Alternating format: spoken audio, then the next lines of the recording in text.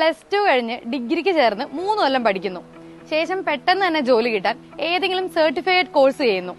ഇത്തരക്കാരുടെ എണ്ണം വളരെ കൂടുതലാണ്. സത്യത്തിൽ അതിന്റെ ആവശ്യമുണ്ടോ? ബികോം കഴിഞ്ഞിറങ്ങുമ്പോൾ തന്നെ ഫിനാൻസ് മേഖലയിൽ ഒരു പ്രൊഫഷണൽ കരിയർ നേടാൻ സാധിച്ചാലോ? ബികോമിനൊപ്പം CMAയോ ACCയോ ചെയ്യാമെന്നുള്ളതാണ് ജയ്ഭാരത് ഇൻസ്റ്റിറ്റ്യൂട്ടിലെ ക്ലാസുകളുടെ പ്രത്യേകത.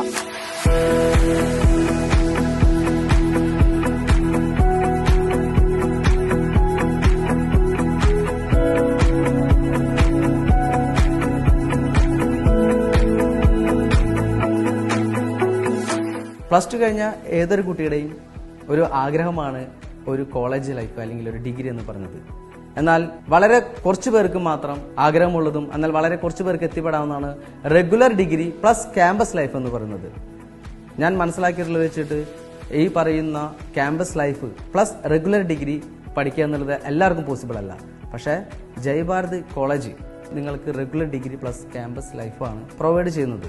ഒരു റെഗുലർ ഡിഗ്രിയോട് കൂടെ ഇന്നത്തെ ഒരു കാലഘട്ടത്തിൽ ഒരു കുട്ടി റെഗുലർ ഡിഗ്രി കഴിഞ്ഞ് ജോലിയിലേക്ക് വരുമ്പോൾ അവരുടെ ഒരു ജോലി സാധ്യത വളരെ കുറഞ്ഞു വരുന്ന ഒരു കാലഘട്ടമാണ്. ആ സമയത്താണ് കോളേജ് ഈ റെഗുലർ ഡിഗ്രിയുടെ കൂടെ തന്നെ നിങ്ങൾക്ക് പ്രൊഫഷണൽ കോഴ്സ് കൂടി പ്രൊവൈഡ് ചെയ്യുന്നത്.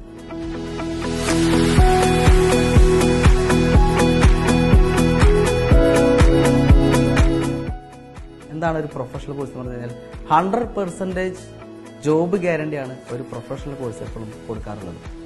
അതേപോലെ തന്നെ ഇന്ത്യയിലെ തന്നെ ഉന്നത നിലവാരമുള്ള cost and management account the institute of cost accounts of India ICI provide ചെയ്യുന്ന ഒരു കോഴ്സാണ് CMA എന്ന് പറയുന്ന ഒരു കോഴ്സ്.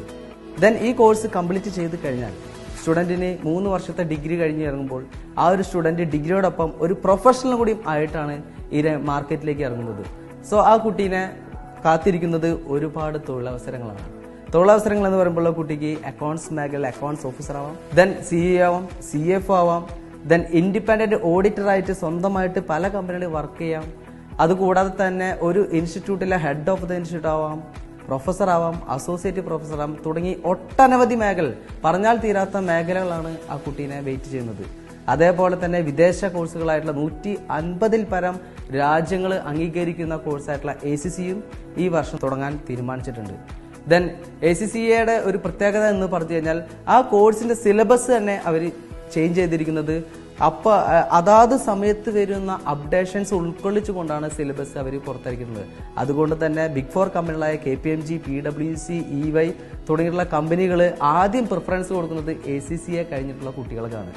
ACCയ്ക്ക് 13 പേപ്പറുകളാണുള്ളത്.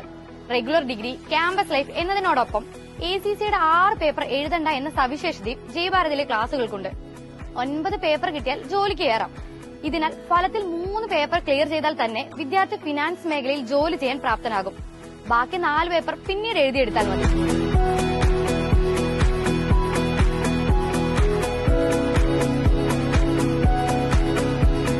അതേപോലെ തന്നെയാണ് ഈ പറഞ്ഞിരിക്കുന്ന CMA കോസ്റ്റ് ആൻഡ് മാനേജ്മെന്റ്. ജയ്ഭാരതിനെ കുറിച്ച് ആലോചിക്കുകയാണെങ്കിൽ പറയുകയാണെങ്കിൽ കഴിഞ്ഞ 2 വർഷമായിട്ട് CMA കണ്ടിന്യൂസ് ആയിട്ട് തുടർന്നുകൊണ്ടിരിക്കുകയാണ്. അതിൽ CATന്റെ റിസൾട്ട്